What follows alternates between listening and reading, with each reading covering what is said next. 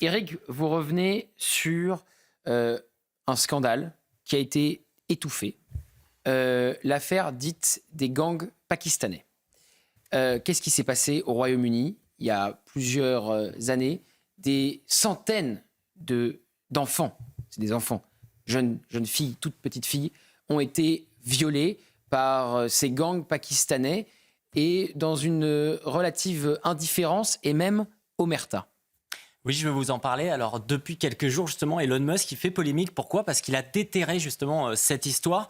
C'est des viols de masse sur des filles blanches issues de milieux populaires par, effectivement, des gangs pakistanais au Royaume-Uni. Alors, certains, par exemple, le Lord Pearson, à la Chambre des Lords, parle même de 250 000 fillettes parmi les victimes. Alors, évidemment, quand il a déterré cette histoire, c'était branle-bas de combat chez les politiques, en France, en Europe ou en Grande-Bretagne, mais non pas pour critiquer ces viols Gauthier, mais tout simplement pour critiquer Elon Musk parce qu'il osait en parler.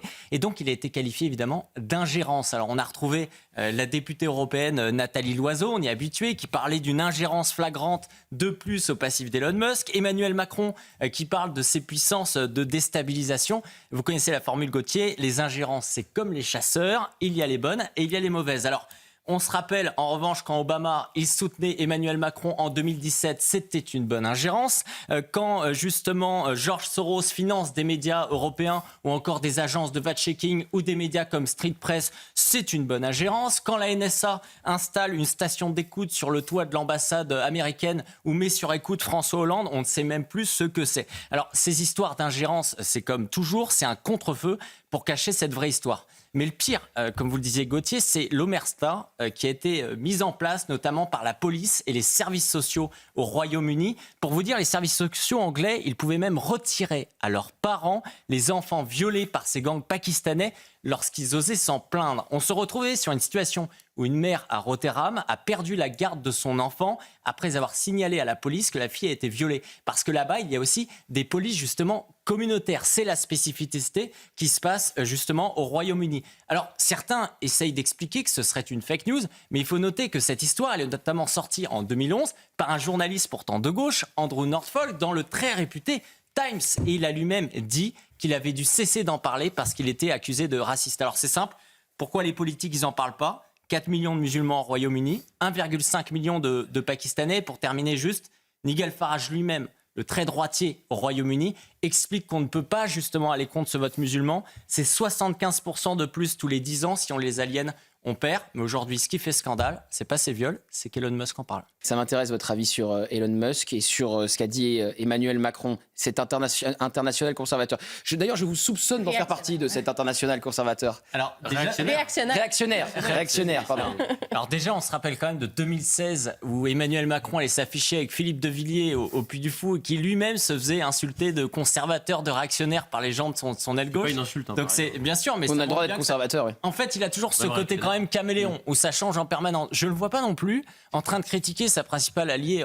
Elle est un peu moins en ce moment, mais Ursula von der Leyen, qui s'affichait avec un autre vu de l'international réactionnaire, c'est-à-dire Javier Milei, le président argentin, qui quand même est vu dans cet international, pour signer l'accord du Mercosur. Ça pose pas de problème. Au passage, parce que rien ne compte que les résultats.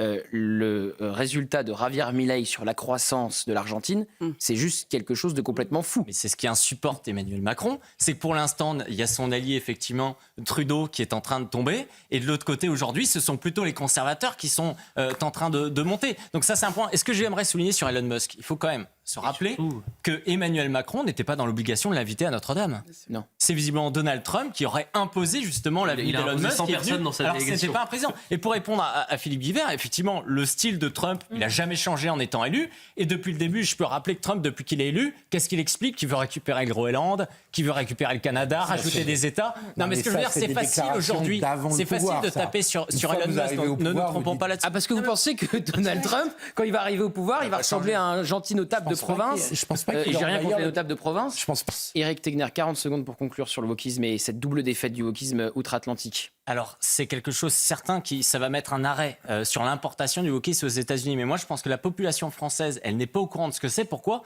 Parce qu'elle n'y croit pas.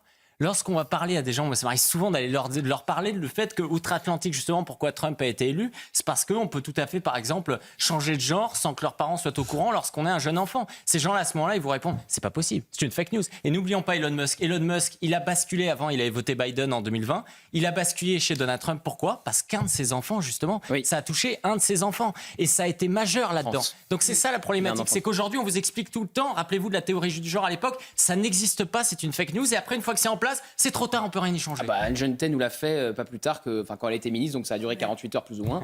Et il n'y a pas de caricature, il n'y a pas de dessin. Et un silence. Et un silence. Éric Tegner. C'est de plus en plus difficile aujourd'hui de parler de ce type de sujet. Moi, je parle sous votre contrôle, monsieur le maire, mais je sais qu'à Saint-Mandé, ce sont aussi beaucoup de familles juives qui ont quitté parfois les quartiers, par exemple, de Sarcelles ou du 93. Moi, j'en connais, et donc qui en fait fuyaient ces endroits islamisés où ils ne se sentaient plus en sécurité et ils veulent retrouver une sécurité également à Saint-Mandé. Et là-dessus, de se retrouver en fait agressé par ce type de symbole, bien évidemment, ça heurte. Mais il y a en revanche quelque chose de réel, c'est qu'on fait le lien entre antisémitisme et islamisme, mais il faut aller jusqu'au bout. L'immigration, il y a des cas en Europe, on en a parlé tout à l'heure, je vous disais le Royaume-Uni. Le Royaume-Uni, il y a des policières qui portent aujourd'hui le niqab. C'est permis. Parce que la population ayant changé, la police elle-même change. Il y a des polices communautaires. Dans des quartiers où il va y avoir majoritairement des musulmans, on va mettre des policiers musulmans. On a vu le cas après le mass justement qui s'était produit face à Israël dans les Pays-Bas. Où on savait que des policiers justement étaient suspectés de ne pas avoir interpellé ceux qui s'attaquaient justement aux supporters israéliens parce qu'eux-mêmes étaient musulmans et qu'ils refusaient justement de se positionner. Mais ça, d'ici quelques années, c'est ce qui va se produire également en France. Et c'est la raison pour laquelle les responsables politiques ne se positionnent pas. Éric Tegner, sur cette situation entre Paris et Alger, sur cette situation qui ne finit pas de s'enliser. Oui, c'est lié, comme le disait Johan, au fait qu'on a plus d'1 million d'Algériens, franco-algériens sur le territoire, qu'on a aujourd'hui la Grande Mosquée Paris qui reçoit près de 1 à 2 millions d'euros quand même de l'État algérien. Le recteur de la mosquée de Paris, M. Hafiz, qui avait reçu Rima Hassan pendant les élections européennes, on se rappelle pendant les émeutes. Également, le ministère des Affaires étrangères, justement algérien, qui en fait poussait une forme d'insurrection en France. En fait, on a toujours dit, la question algérienne aujourd'hui, c'est une question intérieure au niveau du territoire français. Moi, ce qui me surprend le plus dans le début de ce sujet, c'est qu'en fait, on parle de l'arrestation de ces influenceurs dangereux grâce à un lanceur d'alerte. Face à quand même des TikTokers qui ont près de 400 000 abonnés pour certains. En 2021, quand même, ils avaient créé un fameux truc qui s'appelait cet organisme de lutte contre la haine en ligne. Je le connais bien, j'ai été convoqué 2 fois à cet endroit-là. Mais qu'est-ce qu'ils font de leur côté ? C'est pas un lanceur d'alerte qui aujourd'hui est menacé de mort sur les réseaux sociaux de détecter quelqu'un. Quand on est en train de dire oui, mais est-ce que justement l'État algérien a besoin de manipuler ces influenceurs et est-ce qu'ils sont soutenus par des centaines de milliers de followers aujourd'hui ? Et il y en a plein d'autres. Et donc, et ça montre aussi l'échec de Darmanin qui n'a pas su les voir. Un Gérald Darmanin, rappelons-le, qui a ouvert 2 consulats lors du dernier mandat justement, et donc qui n'a cessé de céder face au Jagel. Alors vous parlez de déposer sur Gérald Darmanin. Il faut quand même rappeler qu'en 2019, la gerbe. Il a déposé une gerbe au mausolée des martyrs du FLN qui ont torturé, qui ont persécuté à la fois des pieds noirs et des harkis.